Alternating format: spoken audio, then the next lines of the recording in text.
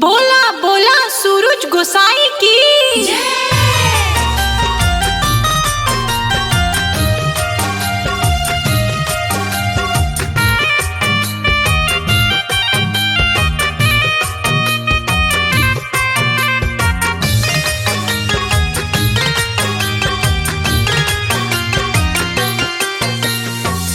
अबही न फूटल लाल की किरनिया जलवा में थर थर कापे बदनिया।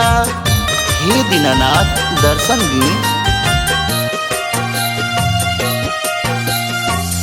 अबही न फूटल लाल की किरनिया जलवा में थर थर कापे बदनिया। उग जाई पूर्व के ओरिया जी कहवा कइले बानी रउआ देरिया भइल अरघ के बेरिया जी।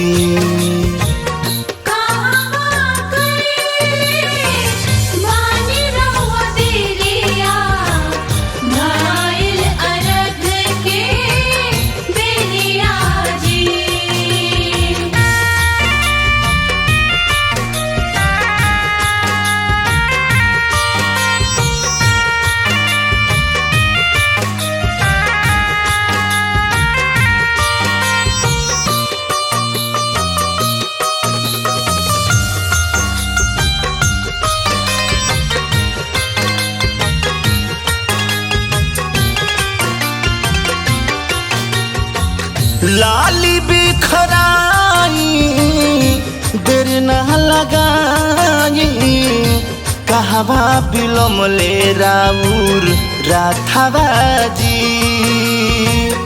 सुनली पुकार करेली गोहार जोड़ती वैया दोनों हाथाबाजी।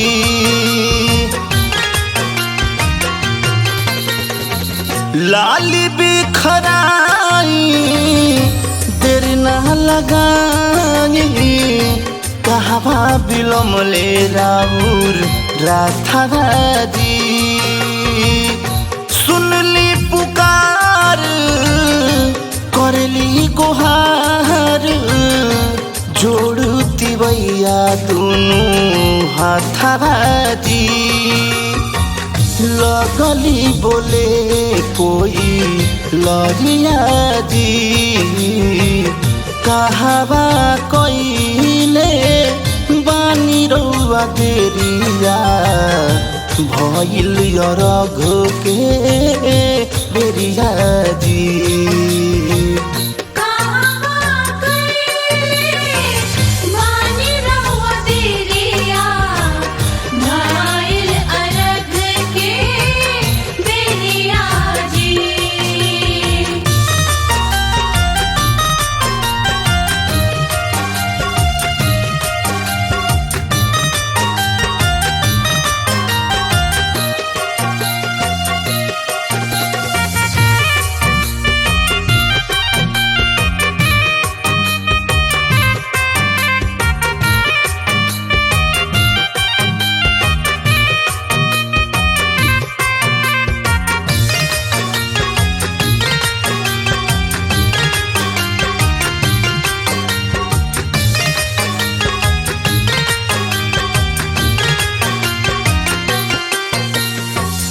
तीन दिन के भूखलती वैया बहरिया में और अघली दे के दर सनाजी। पावन पवित्र छठ के बरहतिया घरे घरे हो खेला पूजना जी।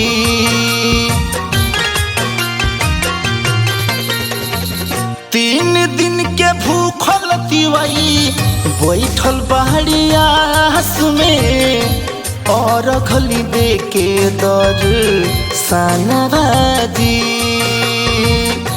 पावन तर छठ के बरतिया घरे घरे हो खेला पूजना जी